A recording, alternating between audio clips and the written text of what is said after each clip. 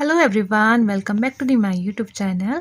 सो guys, आज की video में हम बात करने वाले हैं यूपी टेट के एग्ज़ाम के बारे में, जिसकी एग्ज़ाम डेट काफ़ी टाइम से आउट हो चुकी थी। नोटिफिकेशन उनका आ गया था तो आपने देख लिया होगा, क्योंकि इसकी एग्ज़ाम डेट रहने वाली है 29 जनवरी में इसका एग्ज़ाम कंडक्ट कराया जाएगा।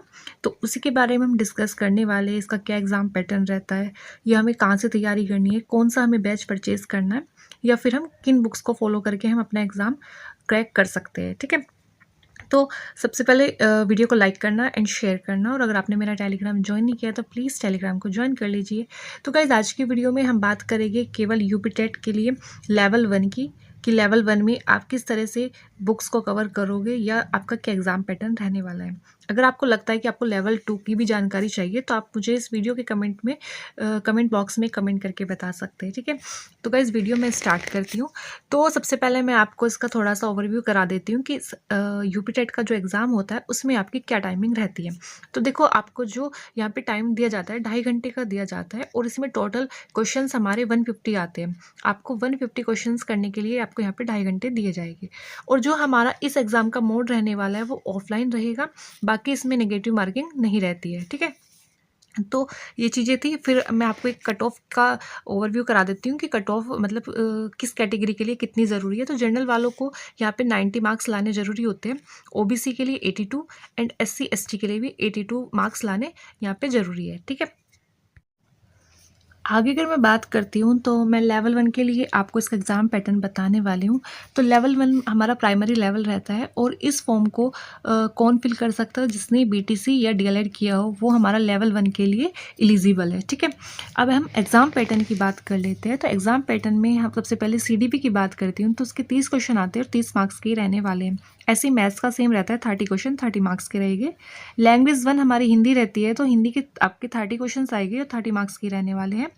लैंग्वेज 2 में हमारा इंग्लिश एंड उर्दू सब्जेक्ट आ जाता है, या तो आपको इंग्लिश चूज़ करनी है या उर्दू, उसी सब्जेक्ट के अकॉर्डिंग आपके 30 क्वेश्चंस आएंगे, 30 मार्क्स के रहने वाले हैं। ईवीएस में 30 क्वेश्चंस आते हैं आपके, 30 मार्क्स के रहने वाले हैं।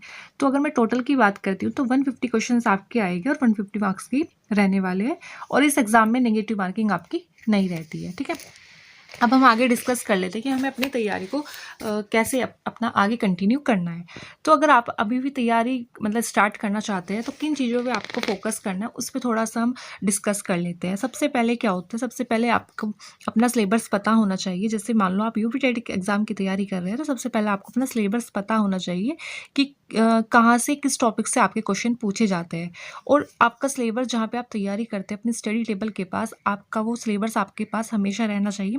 सारे टॉपिक्स आपको नोट डाउन करना है, डिटेल में आपके पास वो सिलेबस होना चाहिए, और अलग सब्जेक्ट वाइज आपके पास सिलेबस होना चाहिए। मतलब मैथ्स का अलग, हिंदी अलग, इंग्लिश अलग एंड सीडीपी अलग। इस तरीके से आपको अपना सिलेबस सबसे पहले नोट डाउन करना है।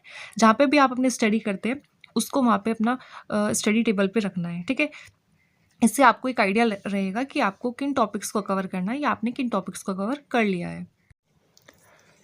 तो सिलेबस के बारे में मैंने आपको बता दिया। आगे अगर मैं दूसरा पॉइंट पे जाती हूँ तो दूसरा पॉइंट हमारा होना चाहिए प्रीवियस ईयर क्वेश्चन, क्योंकि ये हर एग्ज़ाम की नींव होती है कि अगर आप किसी भी एग्ज़ाम को टारगेट कर रहे हैं तो सबसे पहले आपको उसके प्रीवियस ईयर क्वेश्चन लगाने हैं।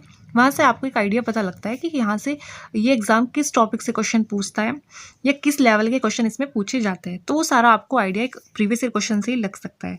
तो प्रीवियस ईयर क्वेश्चन के लिए मैं आपको एक बुक सजेस्ट करती हूँ, यूथ पब्लिकेशन की, यूपी टेट की, जो कि प्राइमरी लेवल की है, 1st to 5th क्लास के लिए।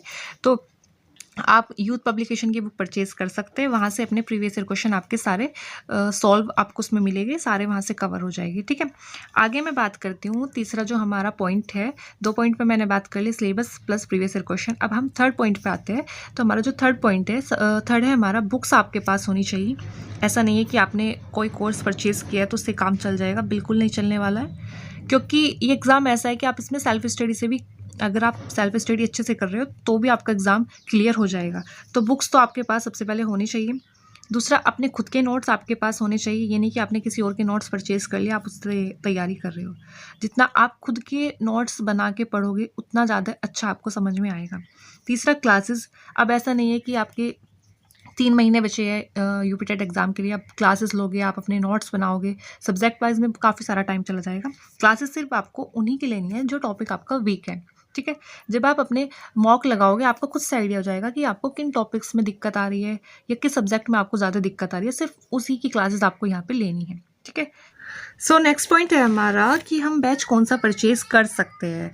तो देखो, बैच कोई परचेज़ करने की आपको यहाँ पे नीड नहीं है, क्योंकि ऐसा एग्ज़ाम नहीं है, ये यूपी टेट का एग्ज़ाम है, काफ़ी ईज़िली आप इसको क्रैक कर सकते हैं अगर आपने अच्छे से सेल्फ स्टडी करी है, बुक्स को पढ़ा है, तो उससे ही आपका ये चीज़ें क्लियर हो जाएगी। तो मेरे अकॉर्डिंग तो आपको कोई बैच परचेज़ करने की नीड नहीं है, बट अगर आपको फिर भी लगता है कि नहीं हमें बैच से ही पढ़ना है, तो यूट्यूब पे बहुत सारी फ्री क्लासेस पड़ी हुई है और मैंने इसके ऊपर एक वीडियो बनाई भी हुई है ऑलरेडी कि आपको कहाँ से फ्री में आप यूट्यूब से तैयारी कर सकते हैं यूपी टेट की।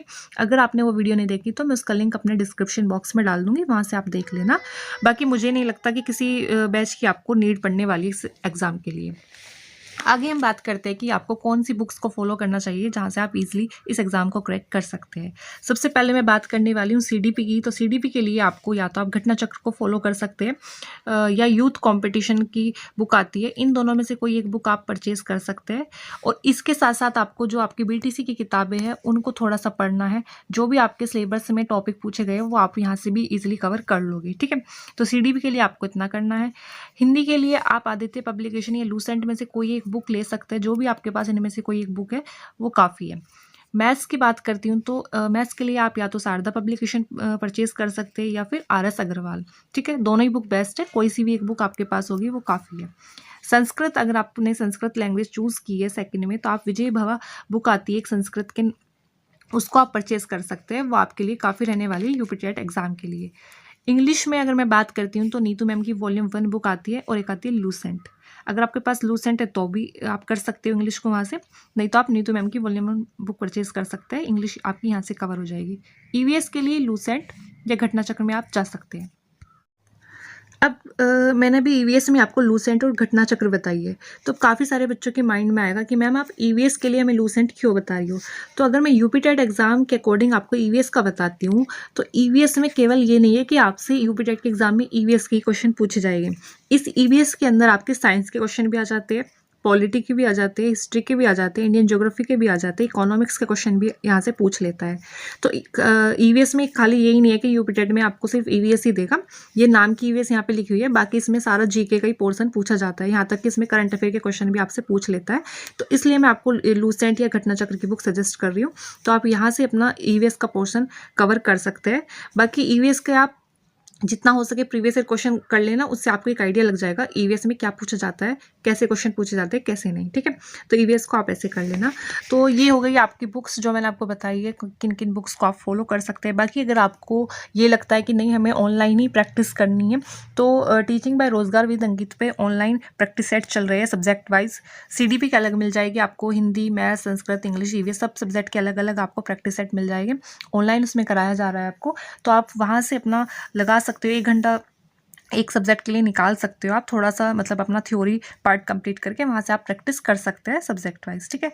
तो गाइज मुझे नहीं लगता अभी यहाँ पे यूपी टेट के लिए कोई कोर्स परचेज करना सही रहेगा। इसको आप खुद से सेल्फ स्टडी से इसको अच्छे से आप क्रैक कर सकते हैं इस एग्ज़ाम को, कोई इतनी बड़ी बात नहीं है। थोड़ा सा टाइम दोगे, थोड़ा सा बुकों को पढ़ोगे, जो बुक्स है उनको थोड़ा सा पढ़ लो, तो आप इसको ईजिली क्रैक कर लोगे, ठीक है। फिर भी आपको लगता है कि नहीं ऑनलाइन ही कोर्स लेना है, तो मैंने आपको बताया फ्री में आप कहाँ से तैयारी कर सकते हैं, यूट्यूब से, तो वहाँ से करें। तो गाइज़ ये था यूपी टेट एग्ज़ाम के लिए कुछ इंपॉर्टेंट पॉइंट्स जो मैंने आपके साथ शेयर किए। वीडियो कैसी लगी कमेंट करके ज़रूर बताना एंड लाइक करना। Thank you so much.